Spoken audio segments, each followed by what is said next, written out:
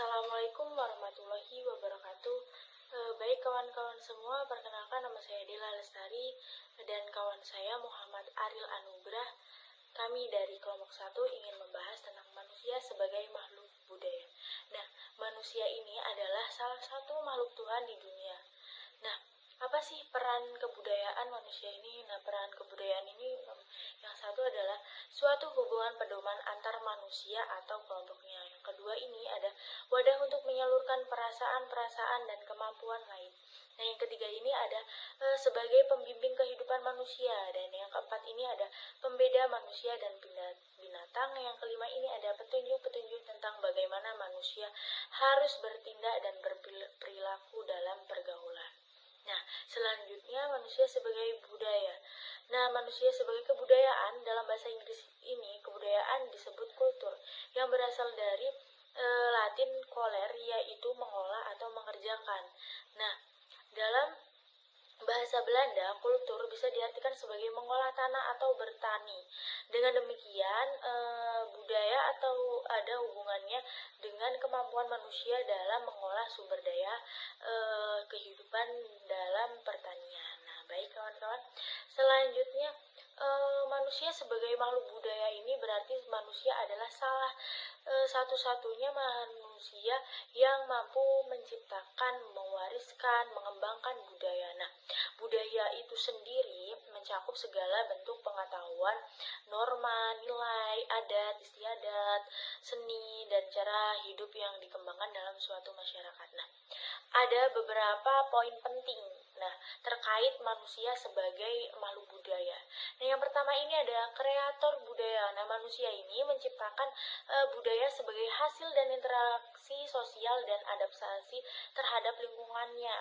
Contohnya sistem kepercayaan, bahasa, dan hukum yang berbeda-beda ya kawan-kawan. Yang kedua ini ada mewariskan budaya. Nah, budaya transmisikan dari satu generasi ke generasi berikutnya. Nah, proses pewarisan ini melalui pendidikan, terus keluarga, dan lingkungan sosial sehingga nilai norma serta adat tetap lestari ya kawan-kawan. Dan selanjutnya ini ada simbolisme. Nah, manusia ini mampu mengembangkan simbol-simbol yang memiliki arti tertentu. Nah, seperti bahasa, tulisan, atau ritual ya kawan-kawan. Nah, ini merupakan aspek penting yang membedakan manusia dari makhluk lainnya. Nah, yang keempat ini ada perubahan budaya. Nah, perubahan budaya ini bersifat dinamis yang artinya dapat berubah seiring waktu melalui inovasi, interaksi dengan budaya lain.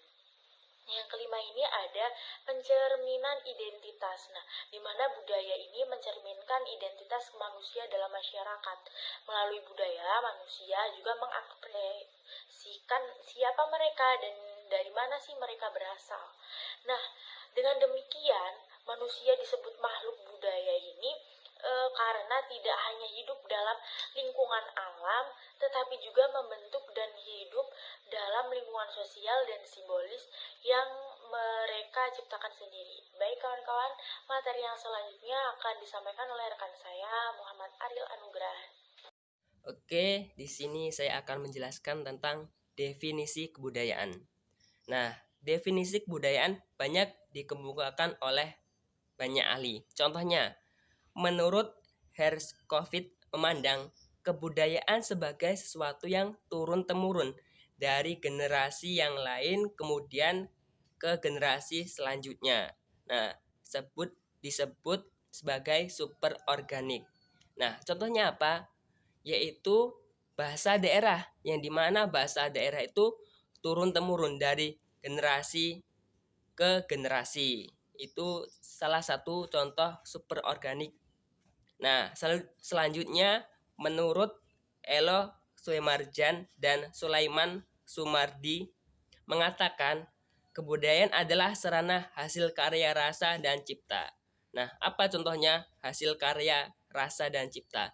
Misalnya lagu daerah, tarian daerah itu kan menghasilkan karya rasa dan cipta. Itulah salah satu contoh dari hasil karya rasa dan cipta. Nah, kita bisa menyimpulkan kebudayaan itu meliputi ide gagasan yang terdapat dalam pikiran manusia, sehingga dalam kehidupan sehari-hari kebudayaan itu bersifat abstrak ataupun tidak terlihat. Oke teman-teman, selanjutnya itu ada etika dan estetika dalam kebudayaan. Nah, apa itu etika? Etika dalam kebudayaan itu maksudnya di mana dalam kebudayaan itu memiliki etika. Nah, kita mungkin sudah mengenal apa itu etika. Etika itu suatu perilaku ataupun norma-norma yang harus kita lakukan dengan baik. Misalnya etika dalam perilaku ataupun sopan santun. Nah, selanjutnya ada estetika ataupun keindahan. Biasanya kita mengenal dengan estetik ya, kata yang sering terkenal. Estetika itu berarti dalam kebudayaan itu apakah indah ataupun dalam kebudayaan itu bisa kita ambil estetikanya. Nah, jadi itulah etika dan estetika dalam kebudayaan. Nah, jadi kita bisa simpulkan bahwasannya kebudayaan itu dihasilkan oleh manusia itu sendiri.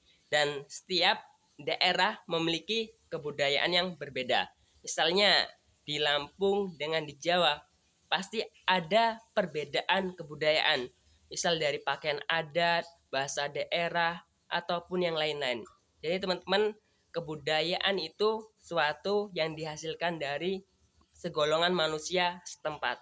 Nah, mungkin segitu yang bisa kami presentasikan dari kelompok 1.